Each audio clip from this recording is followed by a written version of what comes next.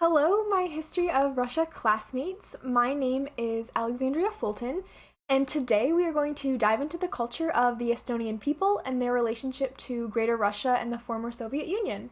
If you read that little word on the right, Āslasid, that is what Estonians refer to themselves as, and they refer to their country as Eesti. So the term Eesti can be traced back to a 1st century mention by a Roman historian of a people or a place called Eesti or Aestua. The name just derives from a German word referring to the east. Place names like this have been traced back to this period, suggesting a link between language and the homeland, the concept of which is actually really important to the Estonian people to this day. There is a really strong attachment to the mother tongue, emakeele, and the fatherland, isamaa. This metaphor of the family is common in Estonian culture, with a sense of belonging really being reinforced by a shared understanding of history, and roots in their rural, peasant values, and then these Estonians had a really strong connection to local traditions related primarily to different dialects and reinforced by variations in custom and dress. The area of modern Estonia has historically been inhabited by the same people as today, and many Estonians consider themselves to be Nordic rather than Baltic. The term Balts does not apply to Estonians, according to them, and they'll make sure that you know that. So Estonians as an ethnic group are actually a Finnic people. The northern part of Estonia was part of medieval Denmark during the 13th and 14th centuries, and later on, but before the Great Northern War, the area of Estonia was also considered to be on the edge of the Swedish Empire. After that, the area and peoples were then controlled by the Germans, and then of course it was incorporated into Russia, and later the Soviet Union.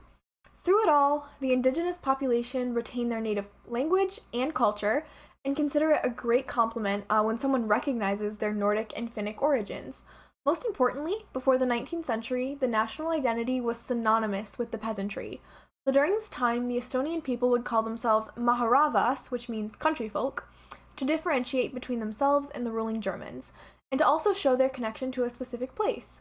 Again, the people of Estonia are really connected to the land and region that they've occupied for centuries. They are not in any way a migratory or exploratory type of people. They've really stayed put for quite a long time in this region that also includes Latvia.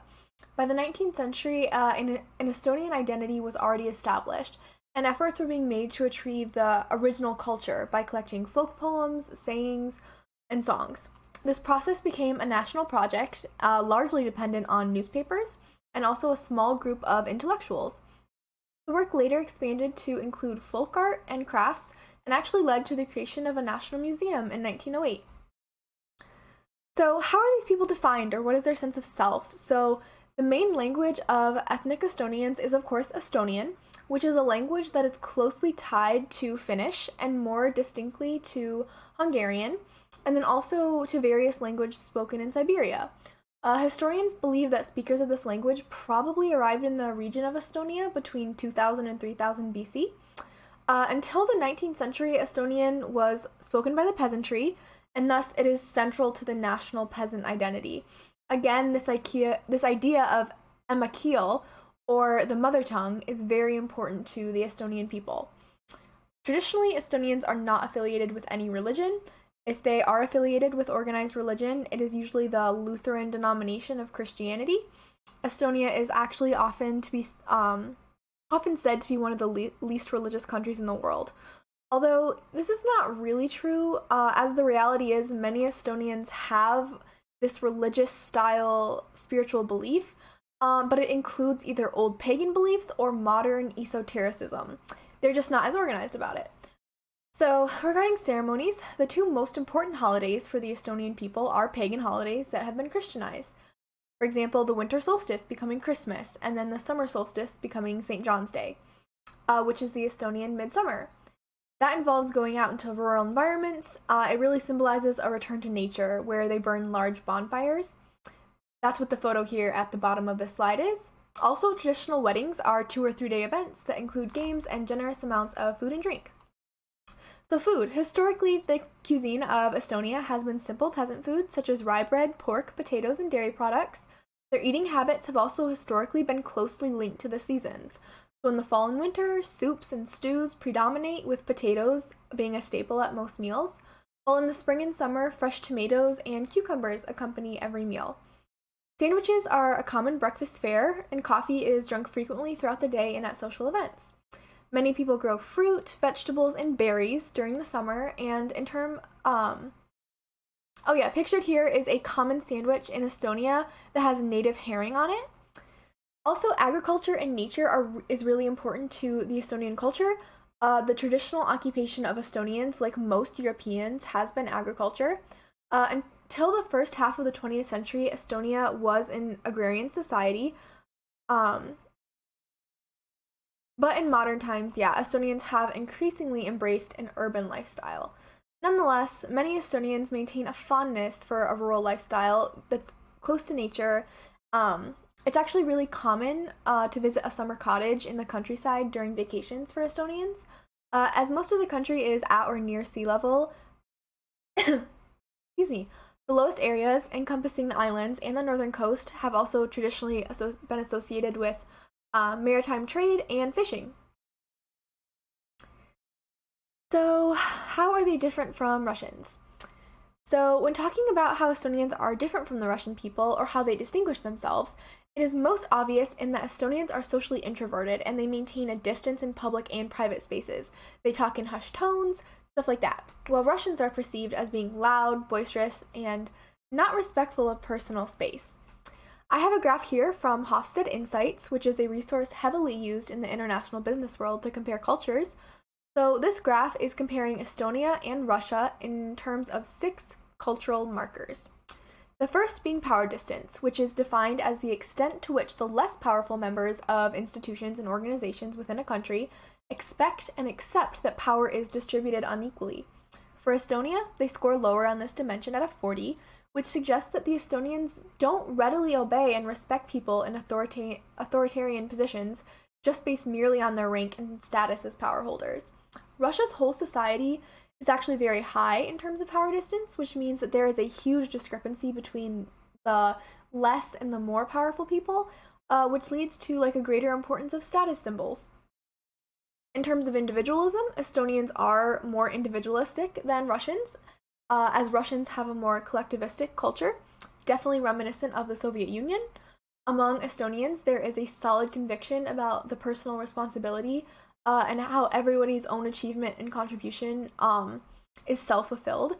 So achievement is reflected directly on the person responsible. And given the loosely knit social framework of individualistic countries where progress in life doesn't really depend on how well connected you are, transparency and honesty are valued more so than harmony and loyalty, like in Russia. Regarding how masculine a culture is, you can see both Estonia and Russia are considered a more feminine society. However, this doesn't mean what you think it does. A high score that indicates masculine in this dimension indicates that the society will be driven by competition, achievement, and success. While a low score, or being feminine, on this dimension means that the dominant values in society are caring for others and quality of life is the standing of success. Also, standing out from the crowd isn't admirable. Instead, they enhance their character through hard work and diligence, and they show their competitiveness by letting the results speak for themselves. Estonians prefer to take turns out of fairness when speaking for consideration of the other person's time. Passive silence and listening are also very much part of their communication style. Next, the extent to which the members of a culture feel threatened by unknown situations and then have created beliefs and institutions that try to avoid these unknown situations is reflected in the score of uncertainty avoidance. So with a score of 60, Estonia does have a little bit higher preference for avoiding uncertainty, but Russians feel this even more so. So countries exhibiting high uncertainty avoidance maintain rigid codes of belief and behavior. They're intolerant of unorthodox behavior and ideas. In these cultures, there is an emotional need for rules, even if the rules never seem to work. Time is money. People have an inner urge to be busy and to work hard. Precision and punctuality are the norm, and innovation will probably be resisted, and security is also an important element in individual motivation. Long-term orientation describes how every society has to maintain some links with its own past while dealing with the challenges of the present and future. And so how societies prioritize, these two goals differently. So countries with a high score encourage thrift and efforts in modern education as a way to prepare for the future. With a score of 82, Estonian culture is shown to be highly pragmatic. In societies with a pragmatic orientation, people believe that truth depends very much on the situation, context, and time. They show an ability to adapt traditions easily to change conditions, a strong propensity to save and invest, and perseverance in achieving results. Lastly, indulgence. So this dimension is defined as the extent to which people try to control their desires and impulses based on the way that they were raised. So relatively weak control is called indulgence, and relatively strong control is called restraint. Both Estonia and Russia's very low score of 16 and 20 respectively indicate that their culture is very restrained in nature. Societies with a low score in this dimension have a tendency for cynicism and pessimism, and also in contrast to indulgent societies, restrained societies don't put much emphasis on leisure time. They really control the gratification of their desires.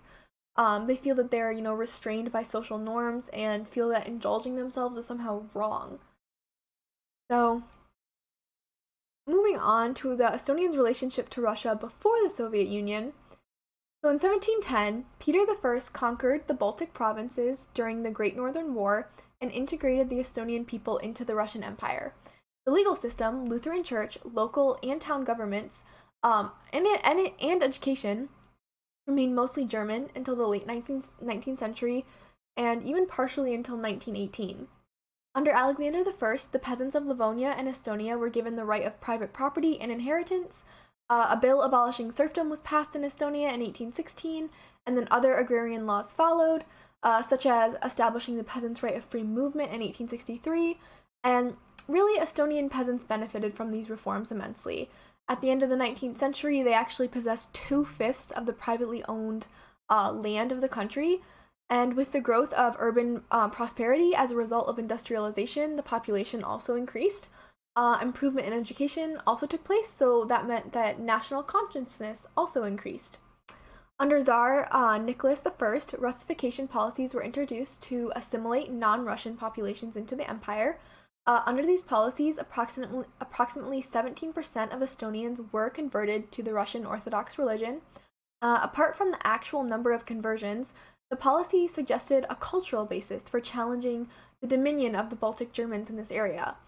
So after a while, Russification was reintroduced by Alexander II and then also Alexander III. In 1887, Russian was made the language of instruction instead of German and Estonian. In 1893, the University of Dorpat, which was then an important center of German learning, was also Russified. So the first reaction of the Estonians was that poetic justice was finally being administered to their age-old oppressors, the Germans. They also feared reactionary pan-Slavicism.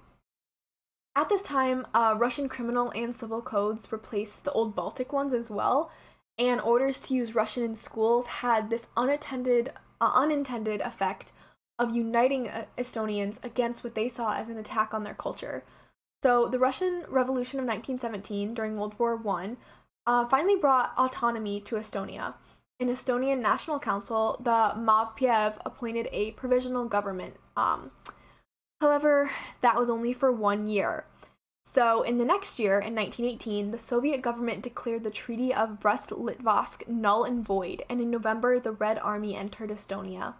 Estonia actually won and held them off at this time. So in 1920, Estonia and Russia signed a peace treaty, which ended the Estonian War for Independence.